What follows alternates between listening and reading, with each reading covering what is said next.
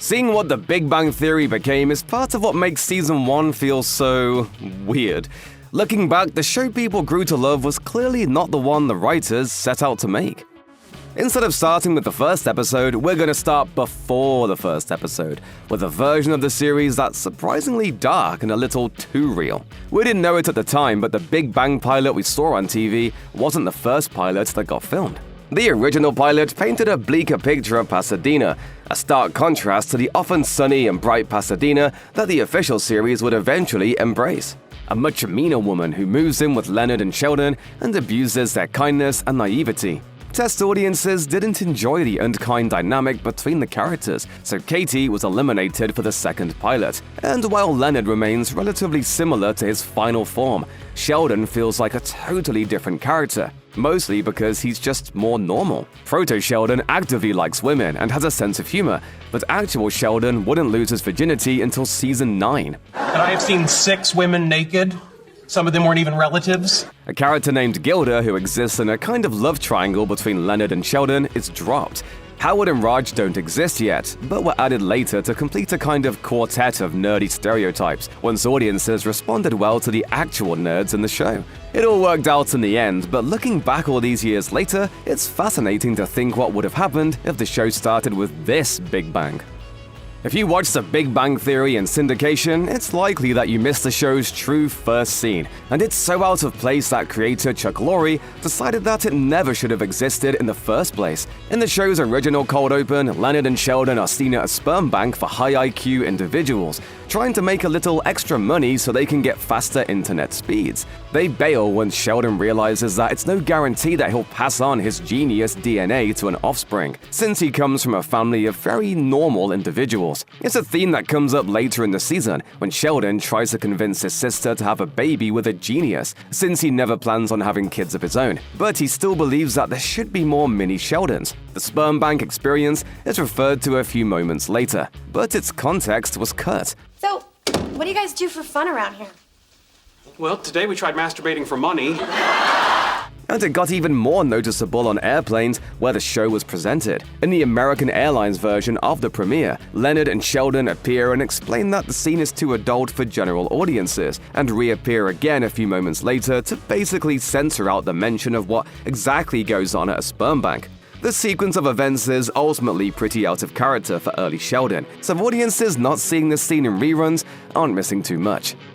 When Big Bang premiered in 2007, nerd culture wasn't actually a mainstream thing yet. Going to comic shops, obsessively playing online RPGs, and collecting Doctor Who action figures was still a relatively small and often disrespected subculture. Where are they? I think they're talking about us. Arguably, nerd junk wouldn't have a real moment and became a mainstream thing until Iron Man was released in theaters, and that was in 2008, 8 months after the world was introduced to Leonard and Sheldon having debates about Kryptonian physiology. It's clear that showrunners didn't yet really know how to embrace what nerd culture was or would become, but they knew it was coming. The series' iconic comic shop doesn't show up until the end of Season 2, and instead of throwing out alarmingly specific pop culture details about video games, show writers just used words that sounded nerdy instead. Klingon Boggle never existed, and they had ventured into places in World of Warcraft that didn't exist to grab swords that didn't exist either. Here we are, gentlemen. The gates of Elzebub. Good Lord. But to non-nerdy viewers, it was enough to just sound geeky. It became apparent over the course of the series that the real audience was mostly nerds seeking a place to belong, and showrunners fine-tuned their references to be more accurate to the real world. In later seasons, the nerd's apartment would become synonymous with collectible clutter, but early on their living spaces feel pretty sparse, especially in retrospect. It isn't until the 14th episode that comic-based collectibles begin to proliferate in the apartment, and they're only there to serve as props that Leonard starts to throw away because Penny makes him feel bad about being a nerd. By the end of the episode, Leonard decides to remain true to himself, and his action figures of Wonder Woman and Geordie LaForge and the toys stick around for the rest of the series. But what exactly did set dressers think was nerd stuff early on? Not to criticize non-nerds too harshly, but early on, it's a bit of a miss.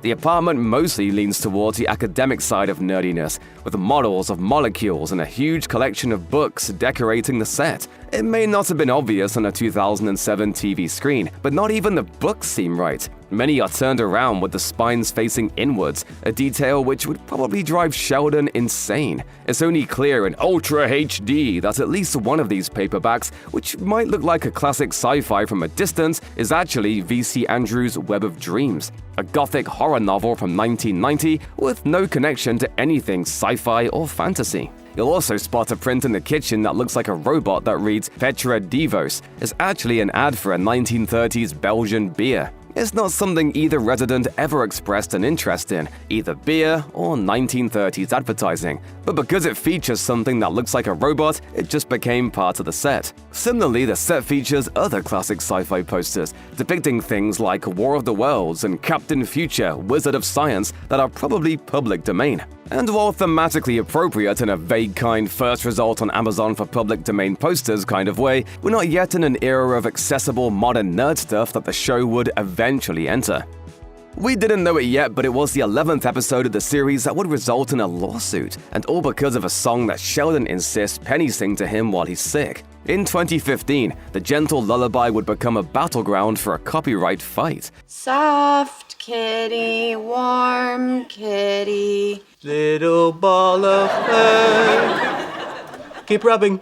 In the show, it seems like a cute throwaway thing that exposes Sheldon's softer side, as well as depicts the love that his family actually offered him, despite its strangeness. But the song returns a few times throughout the series, and in 2015, the heirs of Edith Newlin made a claim that they were the copyright holders of the lyrics, which had been published in 1937. Music historians have noted that the origins of the song probably date back to Poland in the early 1800s, but tracing the lineage of folk music is notoriously difficult.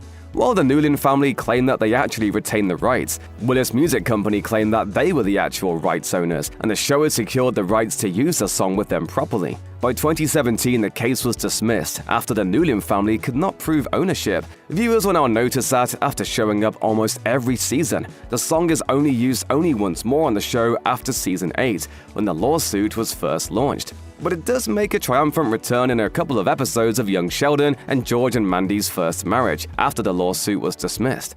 Happy kitty, sleepy kitty, purr, purr, purr.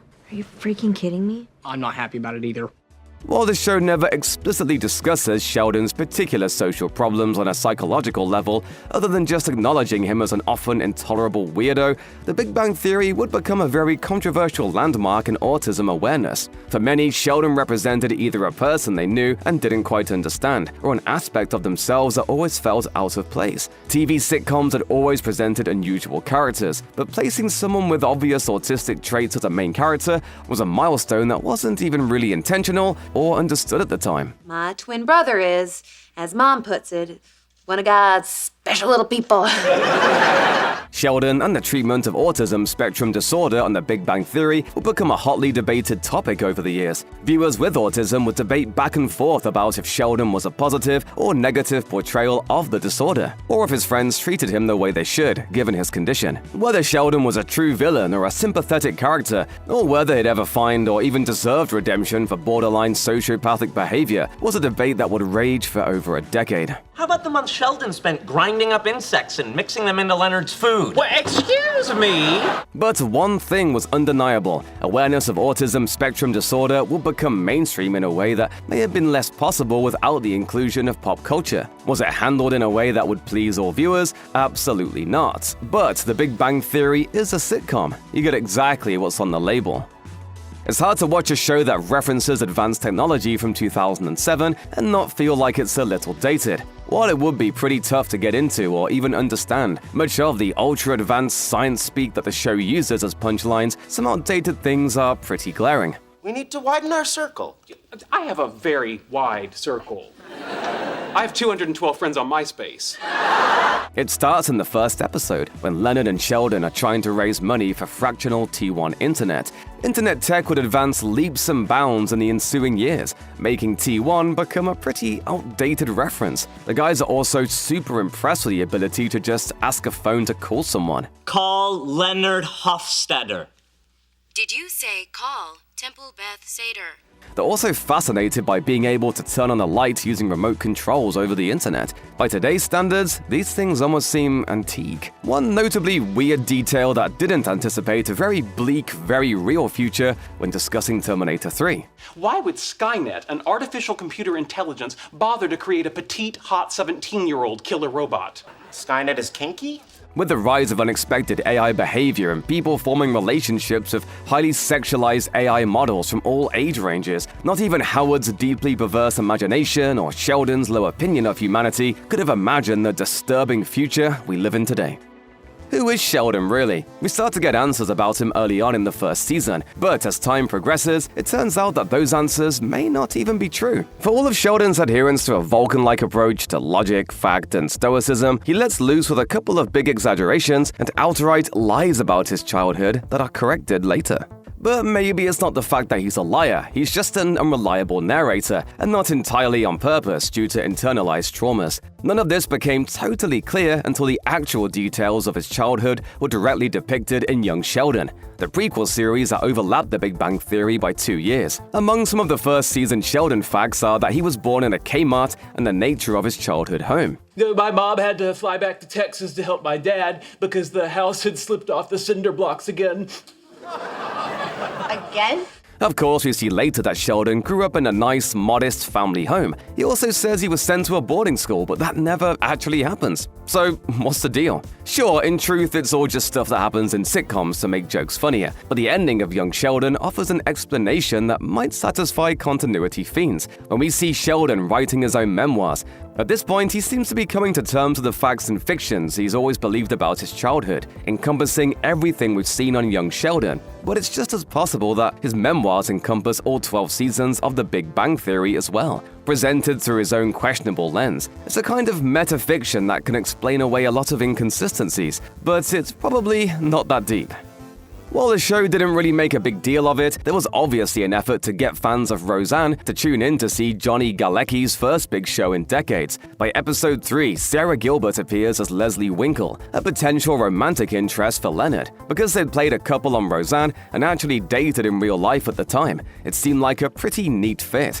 And while Leslie would appear intermittently throughout the show's first 3 seasons, she was ultimately written out when writers hit a wall with how to handle her character. Until one final guest appearance in season 9. While some online outlets would splash headlines about how Gilbert felt her character was mistreated when she spoke a bit about the show in April of 2025 on the Big Bang Theory podcast, she mostly just expressed a willingness to return to the universe if they ever wanted her. By the 4th episode, Laurie Metcalf shows up as Sheldon's down-to-earth, very religious mother and should return for almost every season. This was invisibly laying the foundation for young Sheldon in more ways than one. When it came time to cast for the prequel, Laurie Metcalf's daughter Zoe Perry would take on the role. And while that was the extent of Roseanne guest stars, the first season also marked the beginning of the appearances of some sci-fi and fantasy royalty. James Hong shows up as the owner of a Chinese restaurant, but nerds would probably know him as Lo Pan, the main villain in the classic action fantasy film Big Trouble in Little China. And when Raj's parents show up, his father is played by Brian George, an actor with a rich history in nerd junk, having appeared in Quantum Leap, Deep Space Nine, Lois and Clark, and The X-Files. They might even recognize his voice from any number of DC Comics animated series, or video games like Baldur's Gate or Knights of the Old Republic. The geeky guests would become more frequent and obvious as the show went on, but these early appearances were a sign of things to come. Is that Buffy the Vampire Slayer? It's unlikely that they ever expected to get Stephen Hawking to make an appearance, or else maybe they wouldn't have treated him like a punchline in the first episode. It's a Stephen Hawking lecture from MIT in 1974. This isn't a good time. It's before he became a creepy computer boy. You could discuss the theme of comedy versus insensitivity with every season of The Big Bang Theory, but it's probably important to remember 2 important things. This was 2007, and it's a show about 4 people who are very socially ignorant. Depending on the angle you want to approach the show at, you're either laughing with the often racist, sexist, or otherwise phobic humor, or laughing at the guys who are dumb enough to say those things out loud. It's not as though the writers are unaware of the things they're doing. By the 8th episode, Howard's recurring impression of an Indian accent is called out by Raj. You may now thank me. For what, making me sound like a Simpsons character? It's a statement that was a bit prescient. 10 years later, a documentary called The Problem with Apu would be released, highlighting the now controversial choice of having Hank Azaria voice an exaggerated Indian character. The documentary would be a landmark in shifting views on voice acting, and set in motion a number of voice roles being reassigned to people whose race matched their on-screen character.